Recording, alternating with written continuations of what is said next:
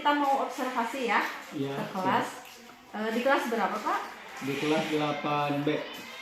8B. Mata pelajaran IPA ya. Ya,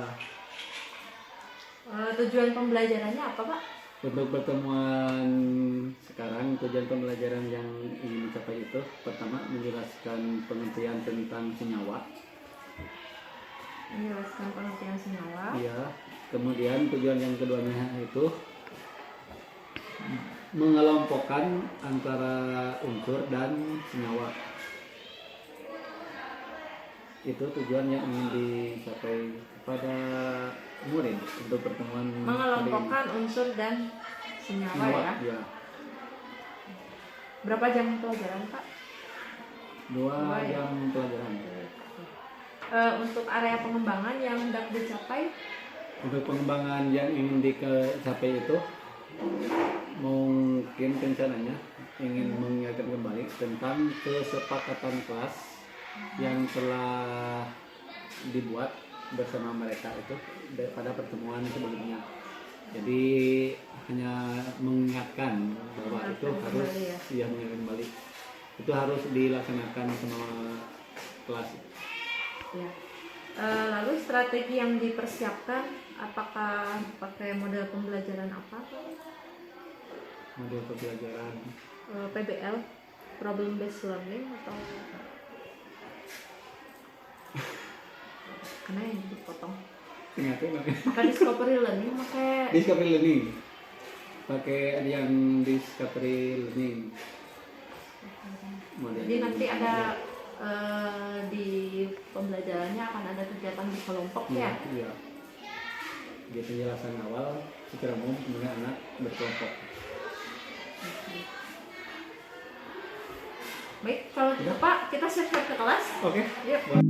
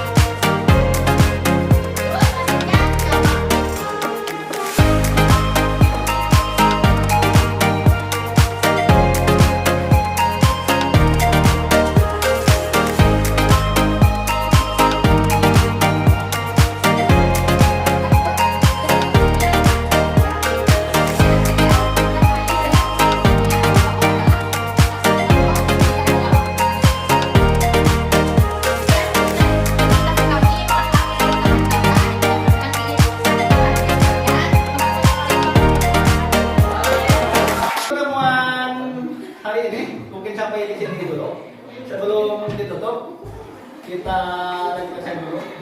Bapak ingin bertanya kepada kalian, materi apa yang sudah kita pelajari hari ini?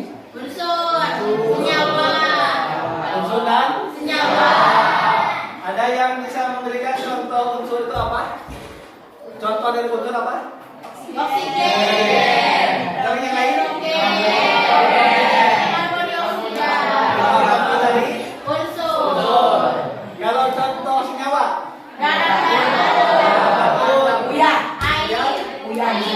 Air. Nah itu adalah salah satu contoh. Yang selain dari itu masih banyak contoh yang lain, tapi secara umum contoh yang lebih mudah kita kenali adalah yang itu. Kalian persiapan materi minggu depan masuk ke materi tentang campuran. Itu saja, terima kasih. Mohon maaf atas segala kekurangan. Wassalamualaikum warahmatullahi wabarakatuh. Assalamualaikum warahmatullahi wabarakatuh. Saya Dwi Subekti, CGP Angkatan 9. Jadi pada hari ini kita akan melaksanakan kegiatan pasca observasi yang akan disaksikan oleh Bapak pengajar praktik yaitu Bapak Asep Hermawan MPD dan guru yang sudah diobservasi yaitu Bapak Hendy Haryadi SPD. Baik, kita mulai percakapan pasca observasinya ya Pak. Pak Hendy, apa kabar hari ini? Alhamdulillah.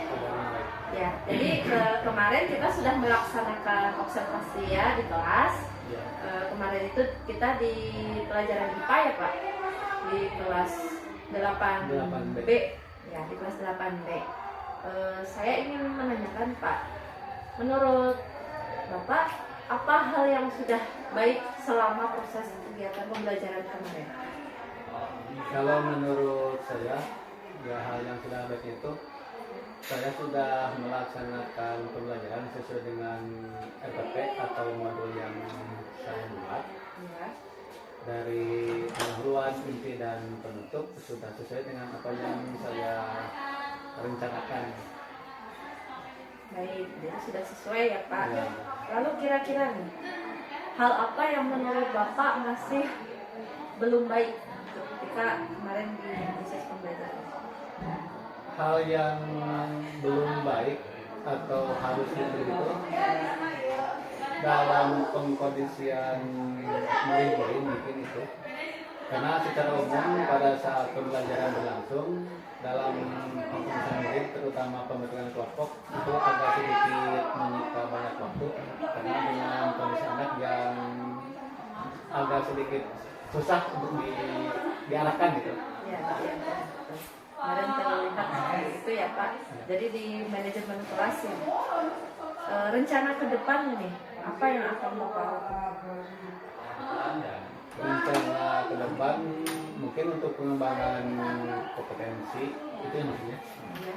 Mungkin Untuk perbaikan di kelas. di kelas. Karena Bapak tadi kan menyampaikan manajemen kelasnya masih Ya. kurang ya. Rencananya gimana nih? Mungkin untuk rencana ke depan yang saya akan lakukan demi memperbaiki dalam manajemen kelas itu, ya saya mengikuti kayak pelatihan terkait dengan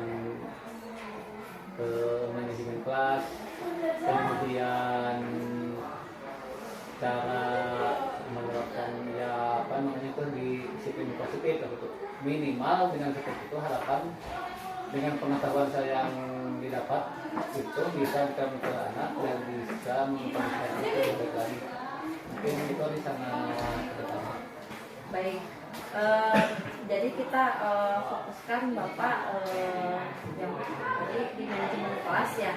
Kira-kira selama ini upaya apa yang sudah dilakukan dalam mengkondisikan anak? Dalam mengkondisikan anak yang sudah saya lakukan, pertama saya pernah memanggil atau berbicara terhadap murid-murid tertentu yang bisa dikatakan yang agak mengganggu jalannya pembelajaran, dan sudah berusaha untuk dikasih masukan atau pengertian agar mereka itu bisa menunjukkan sikap lebih baik lagi. Sudah pernah Lalu tantangannya ketika melakukan komunikasi tadi dengan beberapa siswa yang mengganggu pembelajaran, apa ada tantangan tersendiri Pak? Tantangannya cukup banyak. Jadi secara umum anak-anak yang seperti itu pada saat dikasih saran atau masukan sama kita, ya kalau secara langsung sih dia itu kayaknya paham, bisa mengikuti, tapi pada saat di kelas kayaknya entah lupa atau bagaimana anak itu kembali ke awal. Mungkin tantangannya itu. Jadi kita sudah berusaha mengambil anak secara pribadi atau secara individu gitu, untuk dikasih masukan, tapi pada saat di lapangan atau di kelas anak kembali lagi seperti semula gitu. Mungkin itu tantangan terbesar gitu. Dukungan atau bantuan misalkan dari mana yang Bapak perlukan untuk menghadapi tantangan tersebut? Kalau dukungan tentunya pasti dari semua rekan guru yang ada di satuan Tuan. Karena dengan adanya dukungan dari rekan-rekan, ya kita bisa mengarahkan anak tersebut lebih baik. Kemudian untuk saya sendiri bisa sharing atau pendapat dari rekan guru itu bagaimana untuk mengatasi anak yang seperti itu. Nah, mungkin dengan adanya sharing kayak gitu atau ada dukungan dari semua rekan bisa menjadi lebih baik. Kolaborasi gitu ya Pak untuk menghadapi tantangan tersebut. Nah kalau untuk yang Bapak lakukan sendiri rencana kedepannya, apakah ada pengembangan diri yang akan Bapak lakukan? Kalau kedepannya pengembangan diri tentunya harus ya, karena kalau misalkan kita tidak melakukan pengembangan diri, masa kita biar seperti ini aja. Ya paling pengembangan diri apalagi sekarang banyak diklat-diklat yang tentunya sangat berkaitan dengan pengembangan kita. Ya tentunya salah satu kesempatan buat kita untuk menambah atau membangun kompetensi diri kita. Apakah ada di rencana Bapak terkait dengan komunitas di sekolah misalnya untuk mengembangkan diri? Ada, apalagi sekarang kan sudah nyebar-nyebarnya itu yang namanya komunitas belajar di sekolah. Nah, mungkin dengan adanya komunitas itu, ya itulah salah satu wadah atau media dalam pengembangan kompetensi kita. Ya, baik. Jadi saya simpulkan ya Pak, tadi Bapak sudah bisa melakukan refleksi, Bapak sudah bisa merefleksi kegiatan pembelajaran yang kita laksanakan observasi kemarin. Bapak sudah tahu bagian mana yang baiknya, bagian mana yang kurangnya, dan Bapak juga sudah bisa mengambil rencana apa untuk memperbaiki proses pembelajaran, dan juga Bapak bisa mengidentifikasi tantangan maupun apa saja dukungan yang Bapak perlukan. Ya. Baik, terima kasih ya Pak Handi atas waktunya. Semoga kegiatan observasi kedepannya bisa ada dampaknya juga untuk murid maupun untuk sekolah.